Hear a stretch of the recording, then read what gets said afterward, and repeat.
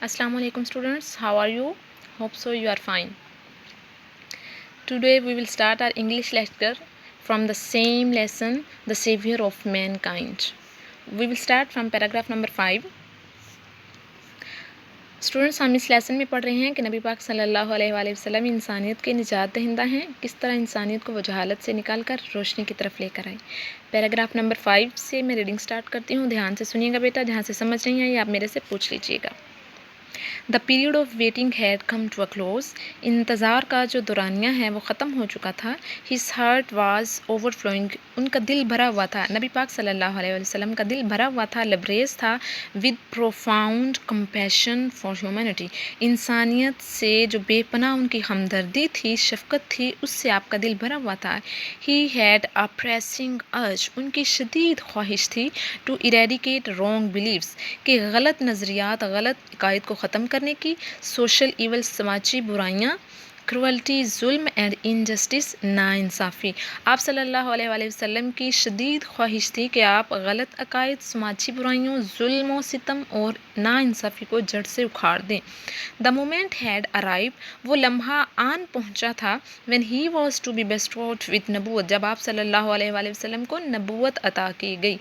One day, एक दिन, when he was in the cave of Hira, जब आप गारे हिरा में थे, हज़रत जिब्राईल अलैहिस्सलाम came and conveyed to him, और आप सल्लल्लाहु अलैहि वसल्लम को पहुँचाया the following message of Allah almighty. Allah almighty का दज झैल पैगाम आप सल्लल्लाहु अलैहि वसल्लम को पहुँचाया।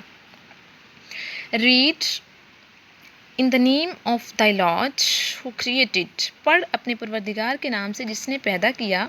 Created man from a clot of congealed blood. जिसने इंसान को जमे हुए खून से पैदा किया। Read and thy lord is most bountiful. Read, पढ़, और तेरा रब बड़ा करीम है।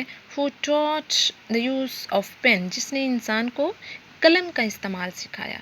Taught man that which he new not. इंसान को वो कुछ सिखाया जो वो नहीं जानता था। The revelation of the divine message. Revelation बोलते हैं वही को ऑफ द डिवाइन मैसेज, पैगाम इलाही की जो पैगाम इलाही है जो वही की सूरत में, which continued for next 23 years had begun, जो अगले 23 साल तक जारी रहा।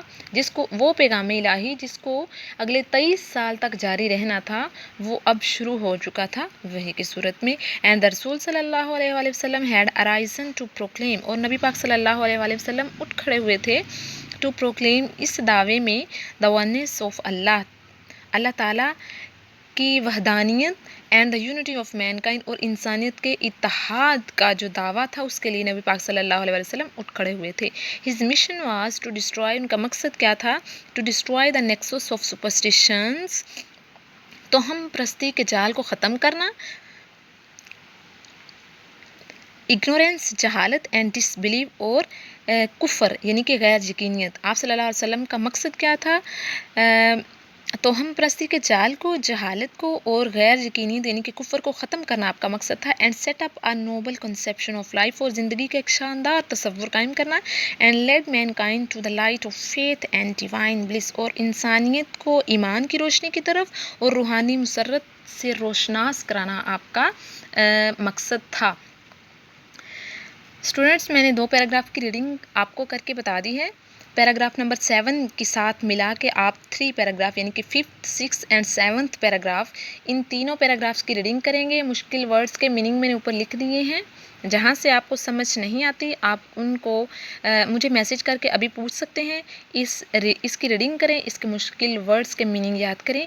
कल का आपका लेसन ये 3 पैराग्राफ हैं, आपने इनको अच्छे से इनकी ट्रांसलेशन करनी है और वर्ड्स के मीनिंग याद करने हैं। Hope so you will do it. Okay, Allah हाफिज़ बेटा, थैंक यू सो मच।